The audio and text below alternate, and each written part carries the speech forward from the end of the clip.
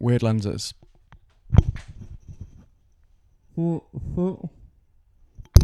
Part 6.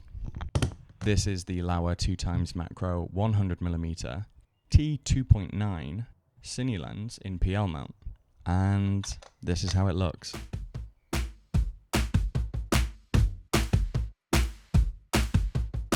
You say you want it, so come and get it the hard way. Right, now I've got to figure out how I'm going to get that lens out of the box. Oh, goddamn.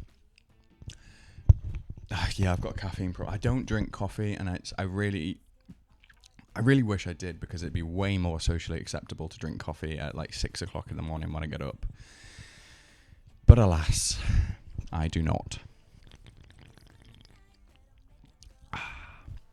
I've still, because I batch these, I do 3 at a time.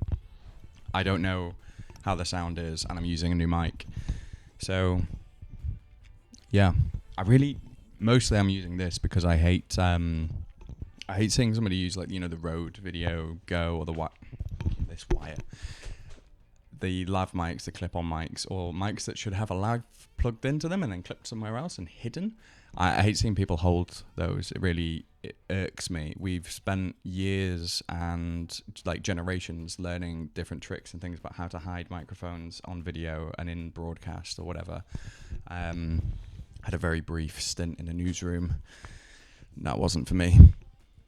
This is actually quite fun, and it stops me doing stuff with my hands. But yeah, if I'm going to be obnoxious, use an obnoxious mic. Right, now.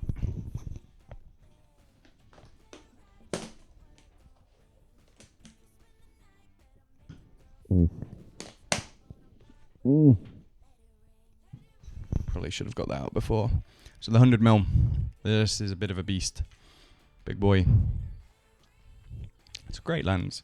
This is a very commercialized sort of lens. It's incredibly clean. So the 100mm 2x macro. So it's full frame. You put this on a full frame system, so the FX6, let's say. With that, whatever at the 2x point macro stage of the focus, stay with me here. When you get to that point and you are at that close focus distance and it is at 2:1 ratio, the thing you are shooting represents twice its size on the sensor. So if it was a 10 pence coin, it would be, let's say it's yay big. Well, that then becomes twice as big on the sensor, which is incredibly useful when you're doing macro. It's great. It's also APO, which means apochromatic, which means you get a whole lot less crap. It's a very technical thing, but the way that I understand it is there's less fringing, less aberration, and it's incredibly clean. It's incredibly sharp, like tack sharp. Yeah, it's probably the best macro that I've ever used for the use case scenario that I have that. The probe has the one that I have now anyway, has a similar, I think it's 2.1:1 ratio, so it's even more macro. It does also work as a normal lens. You could just use this if you had an interview setup and you had a set of really clean lenses and you just wanted a long focal length, you could absolutely use it for that. And I mean, I love it. It's a fantastic lens. The reason it's weird is you don't see them very often. Not a lot of people are too familiar with macro. People don't tend to invest into it. It's quite expensive.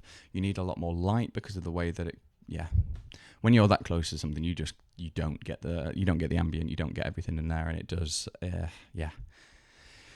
it's a tough one, but I love it, man. And macro is something that I use quite a lot generally in my work. Either it's something to tell a narrative or a story, and I'm pushing the boundary of what's normal in that. I'm like going more abstract, and it could be done a few short films where there's been a request to do something a little bit strange, and we've used all these different kinds of lenses, but the one that really evokes the right emotion tends to be macro. Really helps put the emotion at the forefront of what you're trying to like tell an audience or what you're trying to show them. And when you can get that close to somebody's eye, then yeah, it really, you can tell everything about how a person's feeling through their eyes. So yeah, massive win when you've got one on set. Is the audio still recording? Yes.